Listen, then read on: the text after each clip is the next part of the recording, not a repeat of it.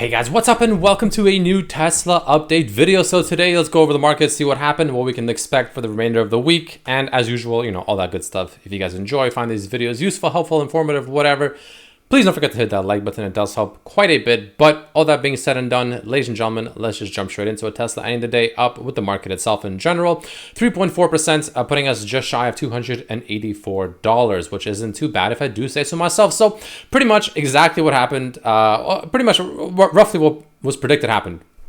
The major thing being, of course, how I called this being a massive bear trap, short term, of course. And I would argue that was, probably accurate, right? This was absolutely a massive bear trap because just from that point alone, we already moved up 5%, which is a fair amount to just 2 trading days, right? So keep that in mind. That is pretty important. Now you can see that the RSI is coming up to this average line, which we got rejected at before. We're pretty much at there right now. So I am expecting some decent resistance coming into this general area. I still wouldn't be too shocked if maybe Tesla somehow finds a way with the market itself to come a little bit higher, again, maybe to like 290 almost. That wouldn't completely surprise me. But, it's going to, like, at this point, the risk versus reward for a bull, at least in my opinion, not financial advice, make your own decisions as usual, is getting smaller, right? Obviously, in my personal opinion, the biggest risk versus reward for a bull was down here, which is where I personally entered my positions, right? My bullish positions at least. And then I sold them out today a little bit early. I did sell them at like 280. So I'm pretty much fully exited out of any of my bullish positions.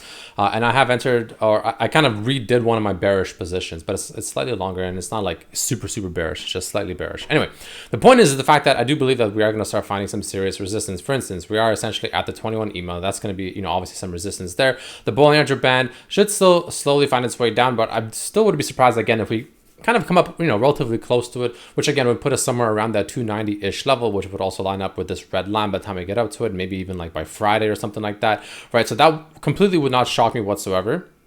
Keep in mind, Powell is speaking tomorrow, and next week we get, big information like CPI, for instance, which could be, of course, volatile for the market. So we'll see how that goes. I do expect a little bit of potential drawback, a little bit of red, maybe even tomorrow. So most likely what I expect to happen at this point, that I wouldn't be surprised if it does happen, is something like this. What is that? So essentially we'll go like this and then potentially go up here and then all the way down. Something like that wouldn't, surprise me too much, right? Again, it's hard to predict exactly, but, that's kind of what I'm expecting roughly at the very moment. We'll come to it as it gets there, of course. But moving on to the 50 moving average, you can see today we did, of course, still tap off of it, which is great. So the 50 moving average, like I, predicted back when we were still up here, is, of course, acting as a nice kind of support.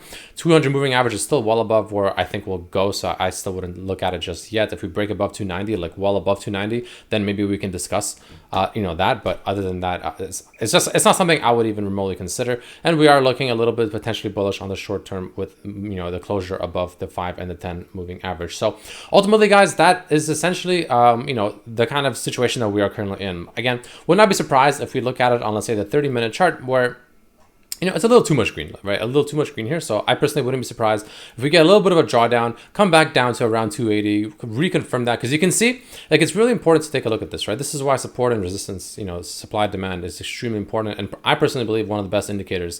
The RSI is making higher highs, which is great, which kind of is in line overall. But that's, the fact that it's making higher highs compared to when it was over here on the 30-minute, maybe even 1 hour probably, to me implies that the move upwards potentially isn't done yet. So what I'm personally looking for right now is if we make a move down to around, let's say, 280, maybe slightly lower, maybe even like 277, somewhere in this range right here.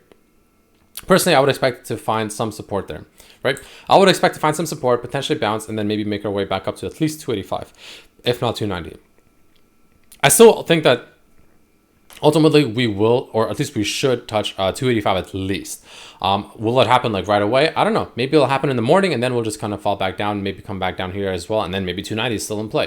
It really just depends. But essentially what you want to see if you're a bull and you still want to see another move up and you want to see more of a rally is if when Tesla, again, it should be a when, not an if, in theory. But, assuming Tesla does come down to where it should, which is around this like 280-ish level, give or take like, a couple points, of course, old resistance becomes new support. As you can see, several times you got rejected over here on the 1 hour, right? Over and over and over and over until we finally ended up pushing above it. Obviously, that created a nice little rally going upwards. And then, of course, you want to see now come back down to this level right here that we were kind of getting rejected at over and over and over and over. Now turn this into support. And if that happens, and if that turns out to be the case, let's say for instance tomorrow, which I personally think it should be tomorrow, then I expect a move potentially even higher, which would potentially, again, put us to around $285 at least, maybe even $290 per share, which is my ultimate target, being, again, around that $290 per share, which would, of course, also line up with the white part of the Bollinger Band, which, like I said, whenever you get to one of the zones, being the green or the red, you tend to magnetize around it for, a few days, maybe like a week-ish of trading sometimes.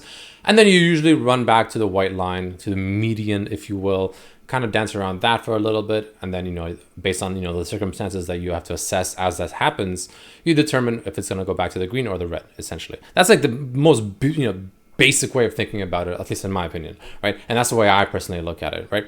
Ultimately, we'll see how that, of course, situation arises as it comes, but, we'll get to it when the time comes, essentially, is what I'm trying to say. Now, one thing to note is the fact that our SI is only sitting at 50, but back when it was here, it was sitting at all the way at 56, right? So we pretty much passed this level, arguably, or pretty much added at least in terms of closure candles, right? We close here, but the RSI is still well below it, even though it was pretty much arguably even higher than this. So, it's still ultimately looking, weak in my honest opinion. And I still don't think that, we're out of the woodworks yet. And I still would not be surprised if we at least get a gap fill down to 247 minimum, in my honest opinion, right? Would we go even lower than that? I think we will, because mainly I do think the market is overall not looking great. I showed you guys that chart, the new second-year Democratic president. Second half of September, in theory, should be pretty bearish. The first half of September is like, bullish, or like, kind of neutral to bullish is what it seems like. And the second half is where things can get really ugly. Then we have a bit of, relief rally for, let me pull it up. Let me see if I can find it over here. Let me go to pictures. I'll just remind you guys one more time of what it can look like, right? So something like this is what you want to look at. Let me zoom in. It's really, really small. Hopefully you guys can see that pretty well. Let me make sure. My camera's a bit in the way, but I'll do like this. This is perfect, right? So September, the first half of September, you can see, some bullishness to overall like consolidation, more or less, right? Nothing too crazy. So I believe personally we're somewhere around this area right now.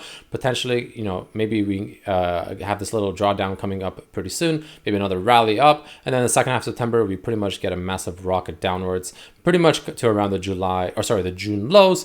And then, like I said, the rest of September tends to be pretty okay. And the first half of October is pretty okay, into a huge sell-off, even uglier than this, on the second half of October. So essentially second half of September and second half of October looking pretty bad. First half of September, first half of October looking pretty decent, at least for the bulls, if you're a bull, right? For the bears, it's the opposite, of course.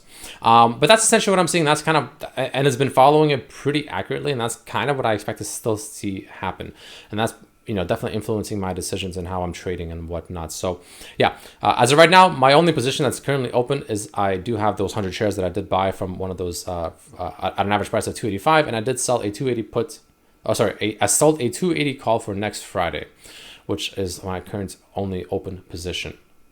Other than that, I am essentially full cash. I do want to see what this next little drawdown will bring us and how far down it'll go.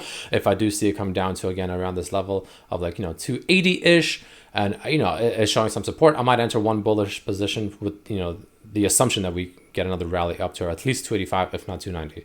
Other than that, though, I am going to be, playing it pretty safe, I guess, waiting until the market really finds its next move.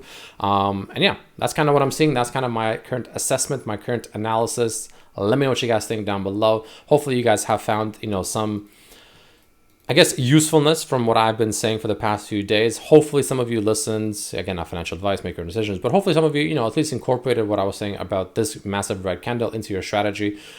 Because again, I did call this being a massive bear trap, and so far that has been absolutely just spot on accurate. We've just been rallying since, which is great. It's always good to see that, makes you feel good, right? When you call these moves, very accurately like this. But again, guys, taking a very quick look at the SPY before we close things off, I still wouldn't be surprised if the SPY comes up a little bit higher, maybe to like 406 at most, maybe 401. Between 401 to 406 is where I wouldn't be surprised if the SPY comes up to. Same with the QQQ, maybe like, 306-ish, something like that. Maybe 307 for the QQQ. Wouldn't surprise me whatsoever. Maybe by Friday even, honestly. But then from there, I expect to see some, pretty serious rejections. So yeah, all that being said and done, let me know what you guys think down below. This VIX is, by the way, doing exactly what I said so far. I did say how I personally believe it will come down to the bottom part of this demand zone, which it so far did. I did call pretty much exactly this move. Still wouldn't be surprised if it comes down a little bit more to like, you know, somewhere around this line right here, being around 24 on the dot roughly. That wouldn't completely shock me either, but I do expect a bounce on the VIX relatively soon. Like maybe even tomorrow, maybe even the day after. We'll see, of course, how it goes. But yeah, all that being said and done, let me know what you guys think down below, and I'll see you guys for the next one. Peace.